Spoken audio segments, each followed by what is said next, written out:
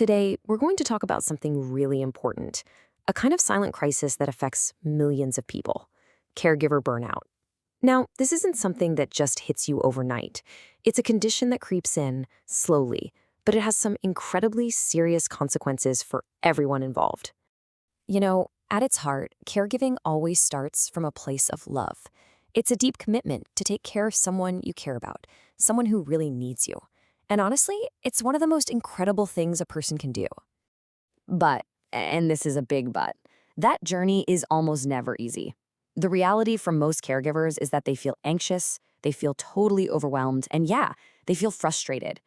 It can create this vicious cycle where the physical exhaustion just feeds the emotional stress, and it all just gets worse day by day. So that leads us to the big question, right? At what point does all of that intense stress cross a line and become something truly dangerous? When does it become burnout? To really get what this feels like, I think it helps to look at a real story. So let's follow the journey of a woman named Val and her husband Dave. Their story shows us exactly how this invisible weight just builds and builds. Okay, so here's the situation. Val is the main caregiver for her husband Dave. He has a condition that's progressive, which means it's only going to get worse over time. He's lost the ability to speak and he falls a lot. So the demands on Val are already really, really high. In the beginning, though, things were, well, manageable. Val could handle Dave's care and still have a little bit of time for herself, to see friends and keep her own life going. But as Dave's health got worse, that balance just disappeared. The risk of him falling became so constant that he couldn't be left alone, not even for a minute. And just like that, Val's world started to shrink.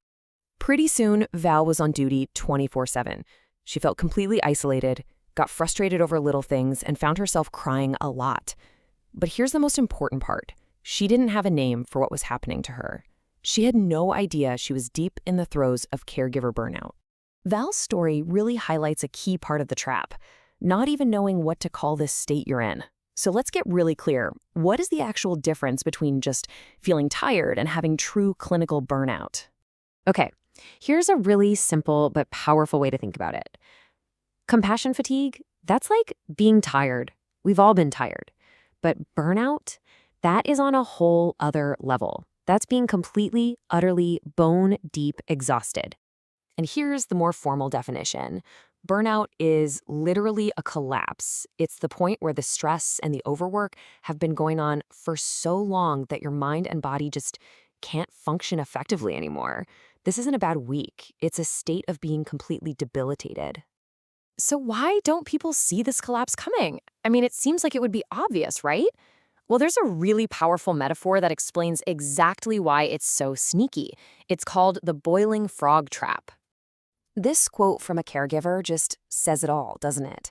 Burnout isn't one big event. It's the water getting 1 degree hotter every single day.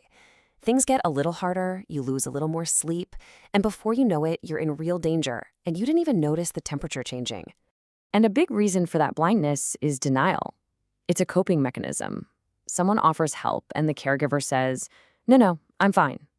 Maybe it's pride, or maybe it's a deep fear that if they admit they can't cope, their loved one will have to go into a home. They just can't see how bad things have gotten for themselves. That denial is often reinforced by another psychological trap, something called a Ulysses contract. This is basically a promise we make, usually to someone we love, that locks us into a certain path, no matter how hard that path becomes. These promises sound just like this. They come from a place of love, but they can turn into unbreakable chains. Trying to undo these promises feels so impossible that many caregivers will push themselves to total burnout before they'll even think about backing away from that commitment. And all of this, the denial, the promises, the slow boil, it all builds toward the ultimate cost of burnout. See, when a caregiver finally collapses, they stop being the helper, and they become a patient themselves. I mean, think about it. Family caregivers are the invisible backbone holding up our entire healthcare system. But in doing that work, they put themselves at huge risk. They become the hidden patients in the whole equation, suffering in total silence. And these risks are really serious. When you're providing that level of constant care, you're definitely not getting enough sleep. There's zero time for exercise, you're probably not eating right, and let's be honest, you're putting off your own doctor's appointments and ignoring your own health needs. Okay, so I know this all sounds pretty bleak, but here is the most important thing to remember. This is not a hopeless situation. Burnout can be prevented and it can be treated. And the path forward starts with one single critical step. The very first step is just awareness. It's noticing that the water is heating up. Simply recognizing the signs, either in yourself or in a caregiver you love, is the most powerful thing you can possibly do to change the entire outcome. So listen, if any of this is ringing a bell for you, the exhaustion, the constant frustration, that feeling of being trapped, please hear this. That is not a sign of weakness. It is a sign that it is time to get more support. And getting that support doesn't have to be some giant, overwhelming task. The path is actually pretty clear. You start small with people you trust. From there, you go to your own doctor, and then you can reach out to a mental health professional. The whole point is, you don't have to carry all this weight by yourself.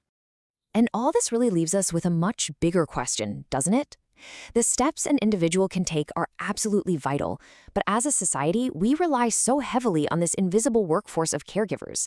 So the final thought I want to leave you with is this. Are we, as a community, really doing enough to take care of our caregivers?